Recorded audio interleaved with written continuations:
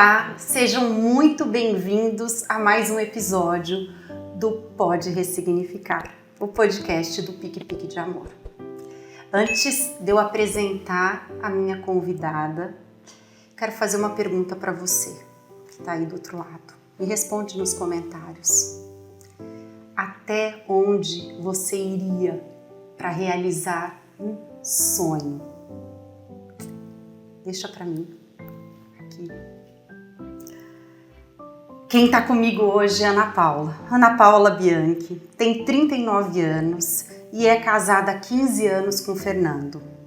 O sonho de serem pais sempre esteve presente, mas o casal não conseguiu engravidar de forma natural. Resolveram então iniciar o processo de fertilização, que foi bem longo e que gerou muitas ressignificações. Ana, primeiramente, muito obrigada pela sua presença aqui hoje. Eu sei que é um assunto que ainda mexe muito com você. Eu te conheço, somos amigas, acompanhei esse processo, mas eu tenho certeza que a sua história de luta e de vitória no final vai ser inspiradora para muita gente. Me diz uma coisa, como que foi esse tratamento inicial? Como foi o início dessas fertilizações? Bom, a gente sempre viajou muito porque o Fernando é engenheiro civil e eu queria muito ter filhos, mas sabe, com algo constituído. Então eu imaginei que eu poderia, né, coloquei isso na minha cabeça. Então para eu ter filho, eu quero ter isso, quero ter aquilo. Então quando a gente se estabilizou financeiramente em uma cidade, eu resolvi parar de tomar remédio. Eu já tinha uma certa idade, 34 anos, e sempre trabalhei com saúde, então sabia que não iria ser tão fácil por conta da minha idade. Só que sabe quando vem uma chavinha? Então com alguns meses de tentativa veio uma chavinha na minha cabeça. Nossa, tá demorando um pouquinho demais. Foi quando a gente resolveu ir atrás de um médico. Fazia muito tempo que eu não fazia os meus exames de rotina. Então eu fui em uma ginecologista e ela falou pra mim que tinha um possível foco, talvez, de um câncer de colo do útero. A gente fez uma biópsia e aí me acendeu mais ainda a chave. Ei, já passou da hora da gente ter filho, né? Fiz uma biópsia, graças a Deus essa biópsia veio negativa. E a gente tentou novamente por alguns meses, acho que mais 4 meses. E aí, então, a gente foi ver pelo outro lado, por que a gente não estava conseguindo ter filho. Porque, tirando essa parte da biópsia que veio negativa, o resto estava tudo certo comigo até então. Vocês foram investigar o Fernando a partir desse momento? Isso, foi investigar a parte masculina. Por meios naturais, seria muito difícil a gente engravidar. Porque tinha uma quantidade de espermatozoide que não andava, a qualidade já não era tão boa. Então a gente resolveu ir atrás de tratamento. Chegando no médico especialista em fertilização, ele falou que seria possível a gente engravidar com fertilizações, falou mais ou menos como que era a taxa de gravidez.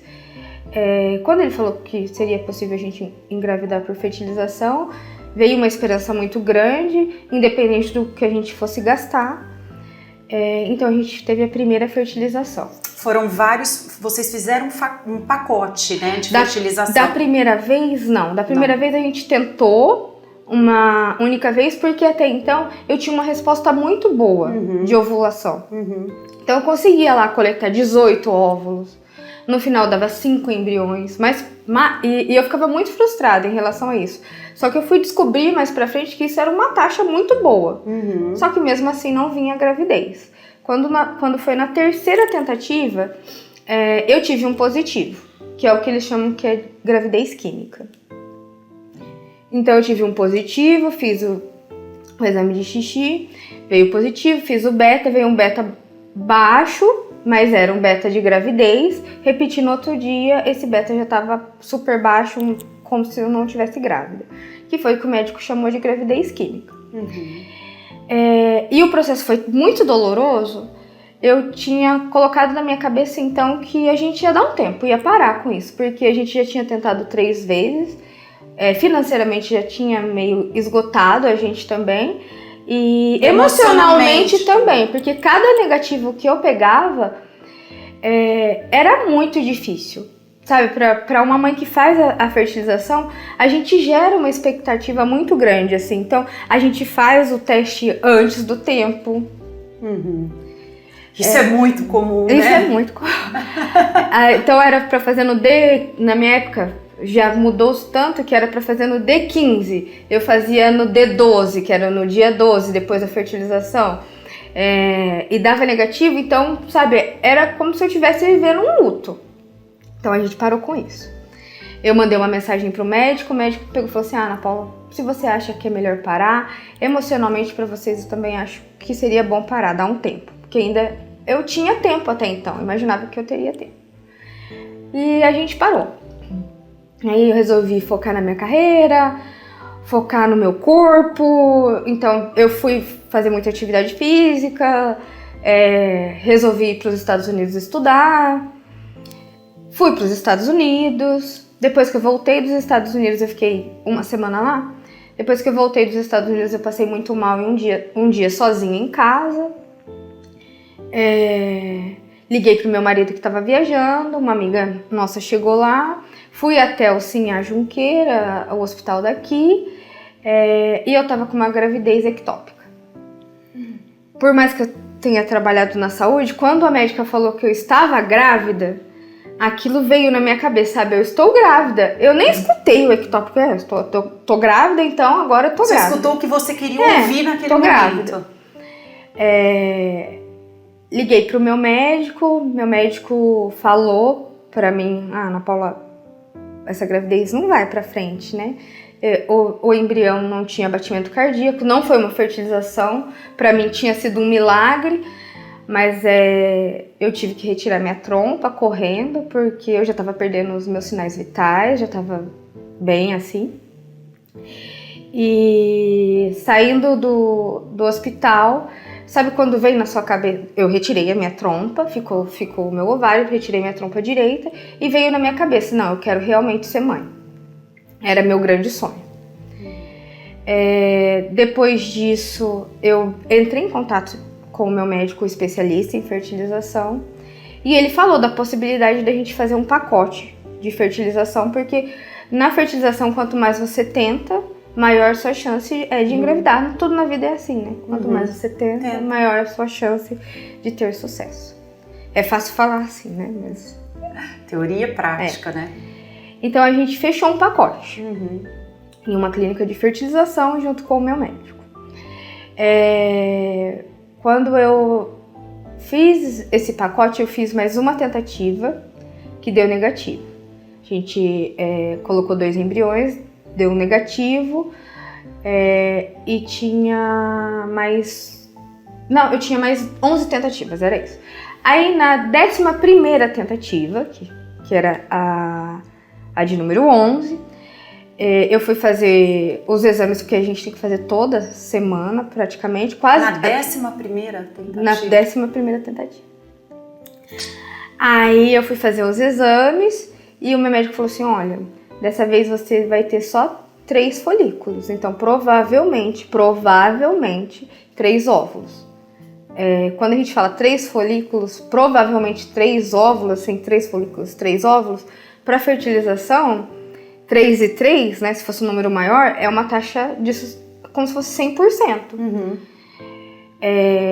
Só que pra mim, que estava tentando engravidar, era quase nada. E no meio da retirada dos óvulos, apareceu um outro, que era praticamente impossível. Então ele veio, chegou até mim e falou assim: Ana Paula, a gente tinha 3 folículos, mas a gente conseguiu aspirar 4 óvulos. Eu saí meio arrasada, porque aquela pessoa que aspirava 18, 12 óvulos, 4 óvulos era nada. Voltei para implantar. O meu médico foi para para a Austrália e um outro médico assumiu no lugar, que também é de muita confiança. Eu voltei para implantar o embrião e eu lembro muito do médico falando exatamente isso para mim. Os 2 que ficaram aqui vão ser para você reimplantar, porque esses 2 que eu tô implantando deram certo. E eu saí da mesa e falei assim, não, se Deus quiser esses 2 eu vou doar. Fui para casa, fiz o teste antes do tempo também. Quando eu fiz o teste deu um baita de um positivo. E eu não tava tão preparada para esse positivo não, sabe? E vieram os gêmeos. Vieram os gêmeos. Pra vir os gêmeos eu fiz 6 testes pra ver realmente se eu tava grávida, sabe? Porque eu não acreditava naquele positivo, entendeu? Foram tantos negativos, tanta dor, que a hora que você viu o positivo, você falou, não pode ser verdade. De jeito nenhum. Eu vou testar. E aí quando eu fiz o beta, que deu super alto, todas as minhas amigas...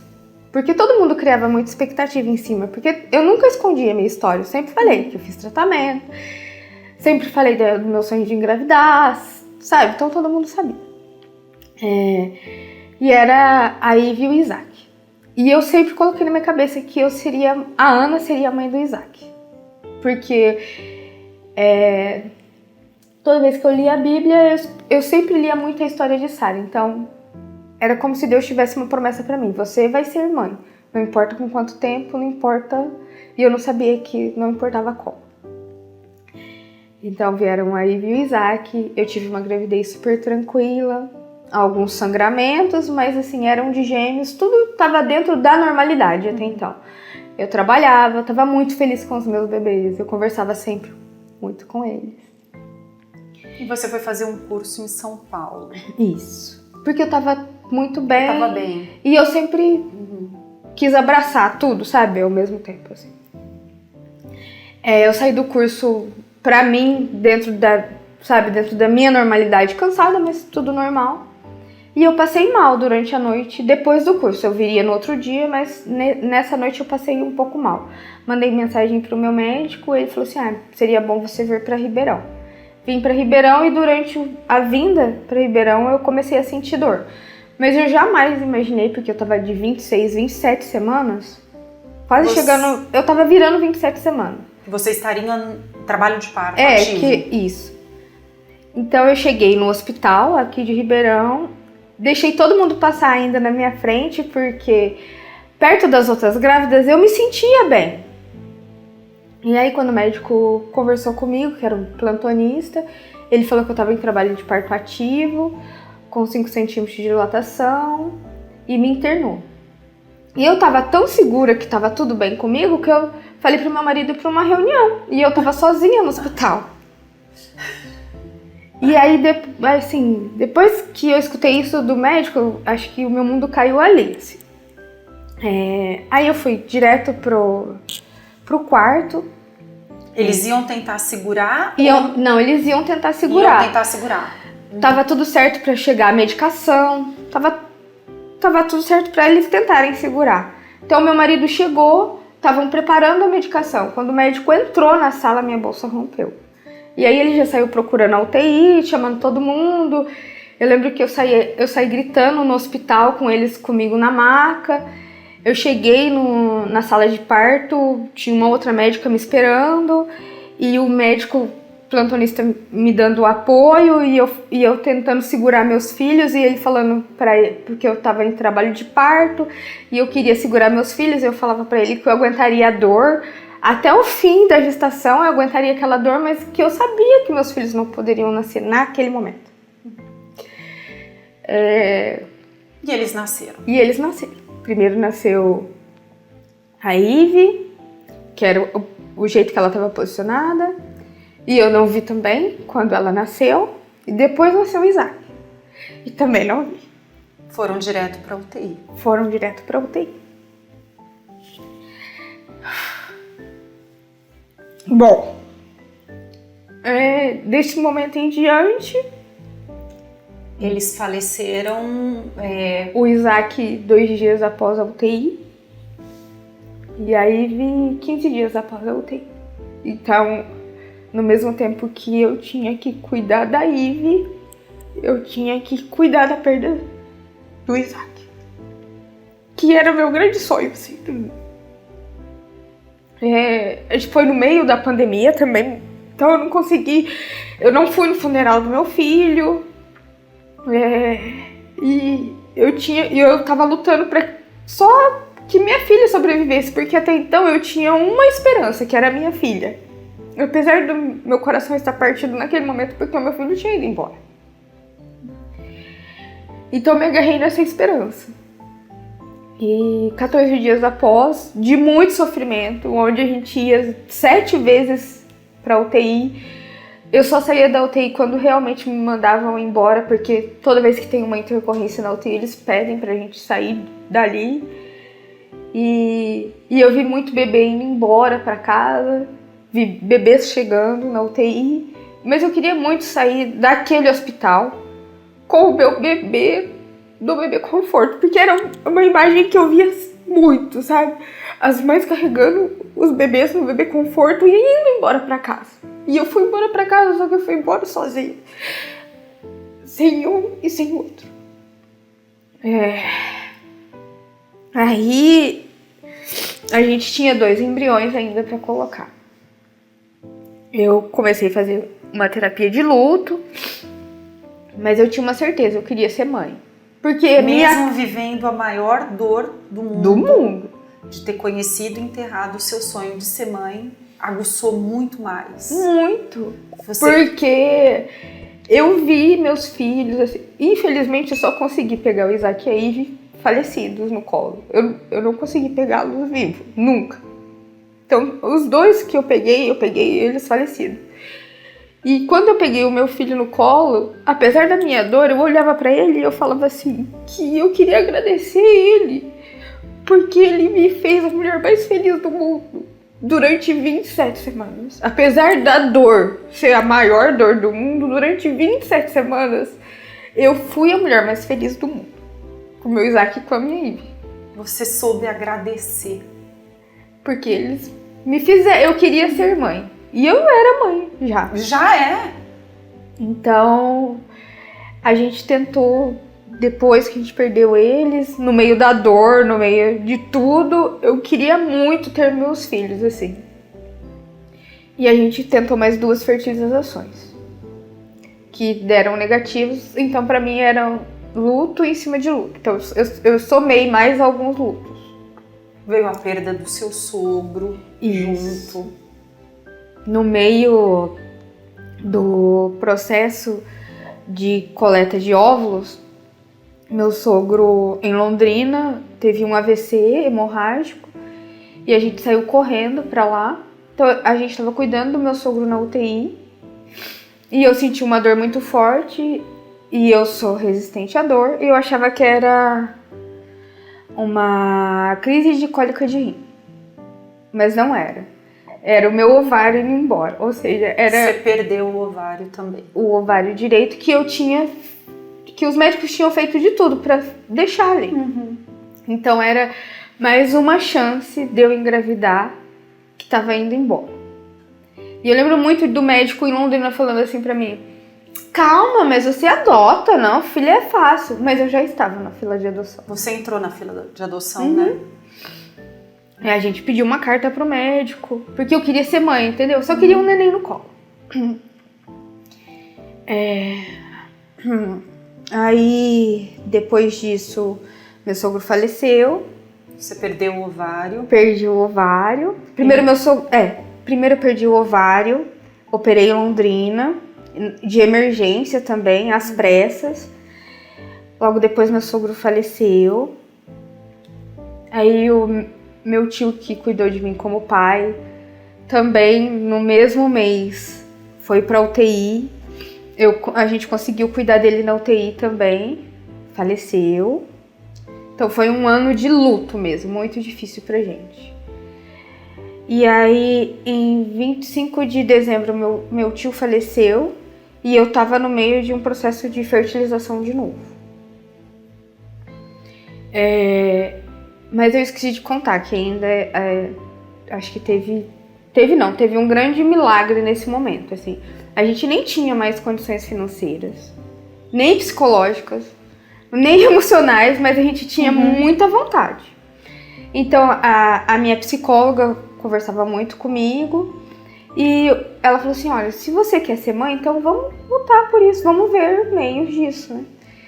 E um dia eu resolvi ligar para a clínica de fertilização para saber como eles podiam diminuir os custos para a gente continuar fazendo, porque afinal de contas a gente já tinha feito tanto tratamento, né? E eu estava esperando a ligação do financeiro da clínica, porque o meu contrato se encerrava com os nascidos vivos e os meus filhos nasceram vivos, então era mais do que certo que meu contrato tinha encerrado ali. Eu tinha mais 10 chances até então, se os meus filhos não tivessem nascidos vivos, mas eles nasceram. E a moça da clínica de fertilização da parte financeira me ligou, eu já estava esperando ela falar quanto que ia ser o de desconto, ela falou assim, não, a gente vai começar seu tratamento da onde você parou. Então, pra gente foi um baita de um milagre já aí. E foi como se fosse, sabe, um carinho de Deus. Ei, vamos continuar tentando, né? Eu sei que tá dolorido, mas eu não falei pra você que seria fácil. Eu só falei pra você... não ia acontecer, né? Eu só falei pra você que estaria aqui do seu lado. Então, a gente foi tentar mais algumas vezes. Eu tentei mais uma vez e tive Covid. No meio do meu Covid, aí veio mais um negativo. E os meus filhos nasceram no dia 22 de março de 2021. No dia 21 de março, que era muito difícil pra mim, eu tava esperando o dia 22. Então talvez o ressignificar, mais um ressignificar veio daí. Que é a pergunta... Qual foi a ressignificação do dia 22 de março de 2020?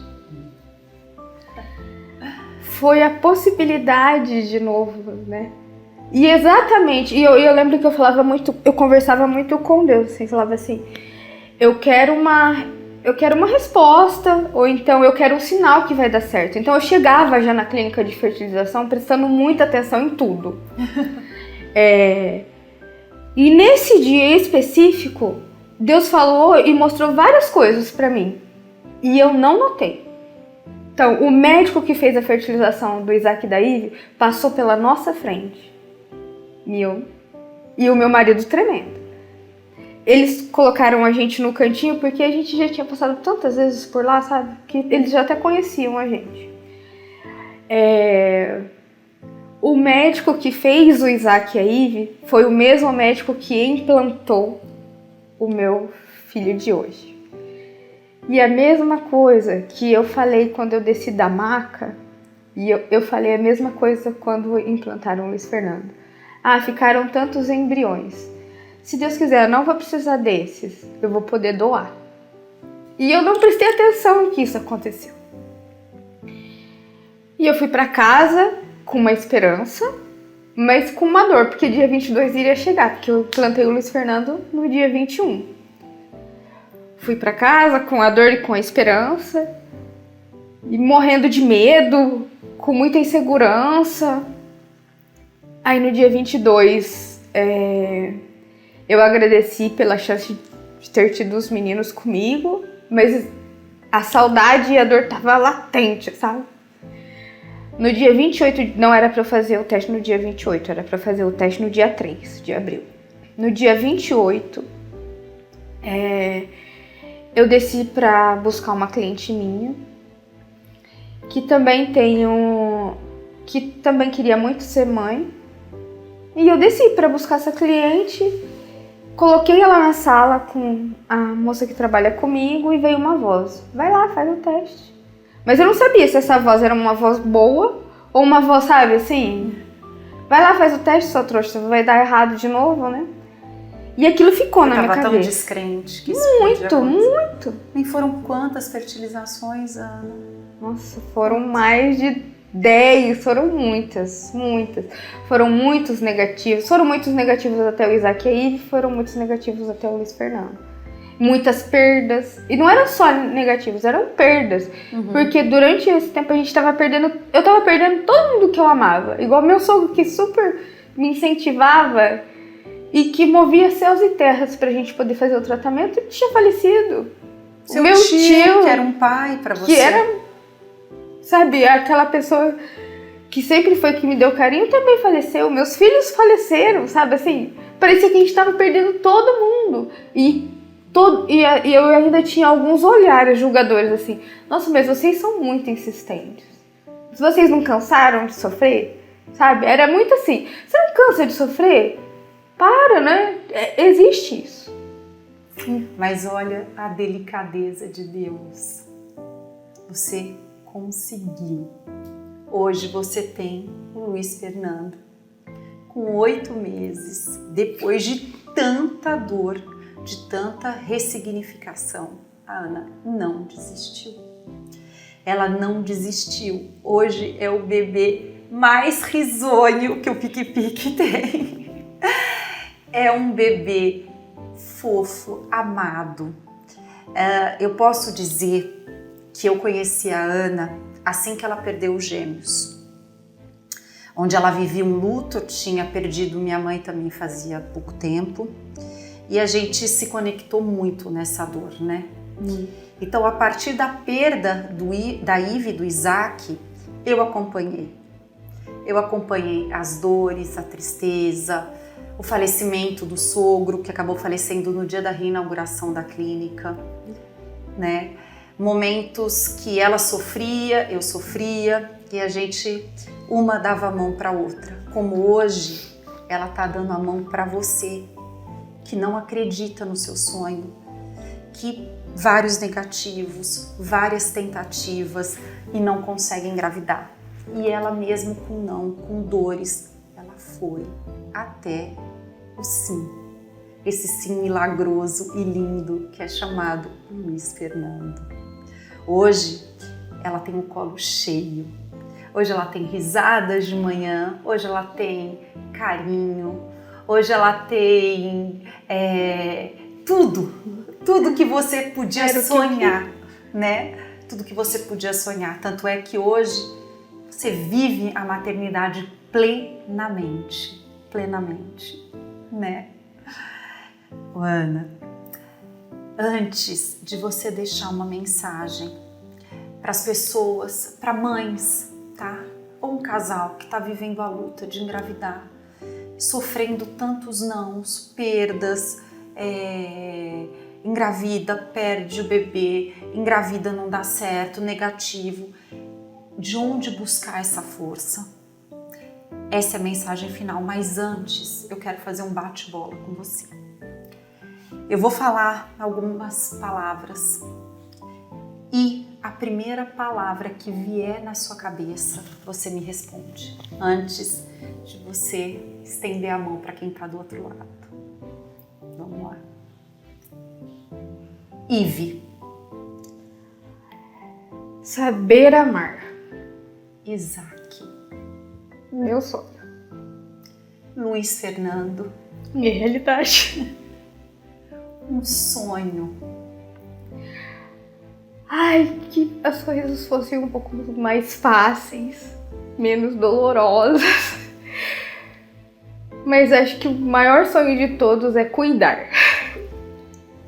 Ressignificação. Ai, ressignificação é poder sonhar novamente, sabe?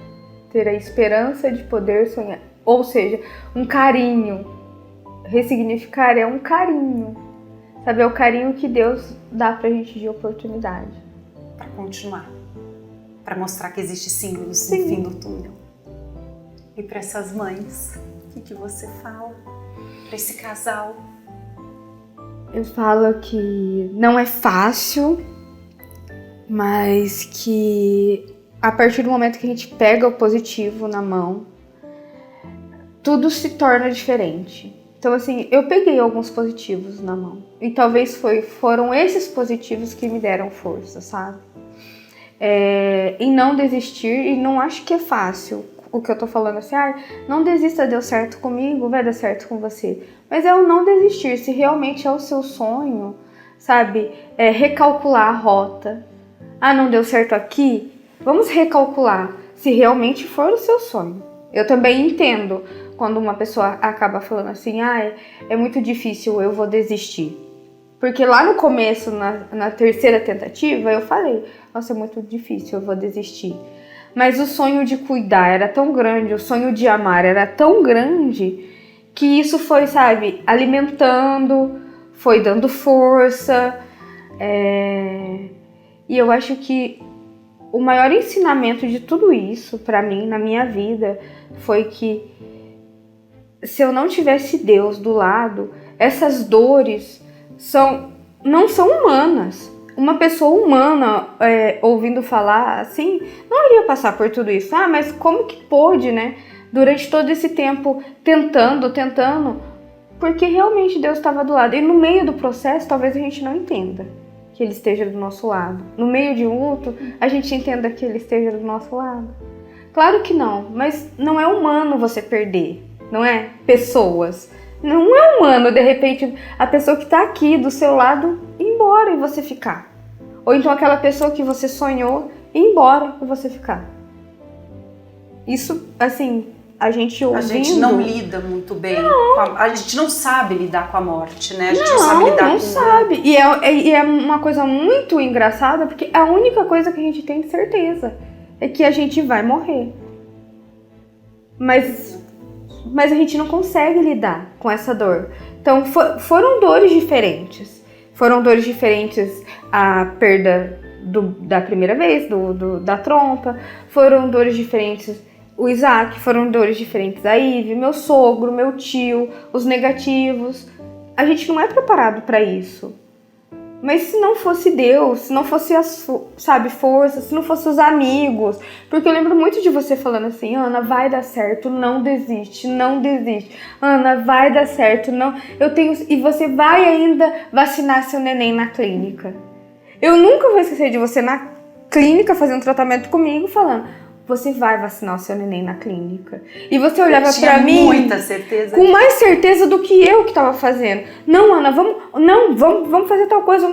Então, isso é muito importante. E a gente vai encontrando pessoas no meio do caminho pra ajudar a gente, sabe? Então, acho que a maior mensagem é isso. Não imagine que Deus não está do seu lado. É claro que Deus está do seu lado. Porque durante o momento que a gente está vivendo a dor, a gente não consegue nem entender o porquê a gente está vivendo aquela dor. Como a gente consegue viver aquela dor. Como que uma mãe consegue perder um filho, cuidar de outro na UTI? Né? Então, eu acho que é muito isso. Deus o tempo todo. Não perder a fé. Eu nunca vou esquecer de uma pessoa falando assim pra mim, mas vocês são muito insistentes. Não, eu tinha uma promessa, que eu seria mãe, não importava como. Então, tanto é que a gente tá na fila de adoção ainda. O Luiz Fernando tá no nosso colo? Tá, mas a gente tá na fila de adoção. Ai, muito obrigada pela sua presença. Eu sei que é um assunto difícil para você falar e você conseguiu. Eu tô muito feliz e muito lisonjeada de você estar participando desse programa e ajudando tantas pessoas, como um dia você também precisou de ajuda. Eu que agradeço você sempre me dando força e você falando que eu ia conseguir, mesmo quando às vezes a gente se encontrava no meio do cabeleireiro, ou às vezes a gente se encontrava no meio, e você sempre me dando força no meio do processo de lutos do meu sogro, do meu tio, que era inimaginável assim, e você estava lá do meu lado. E você do meu. Muito obrigada. E a gente do lado de vocês, para poder ajudar. Muito obrigada pela sua participação e até o próximo Pode Ressignificar.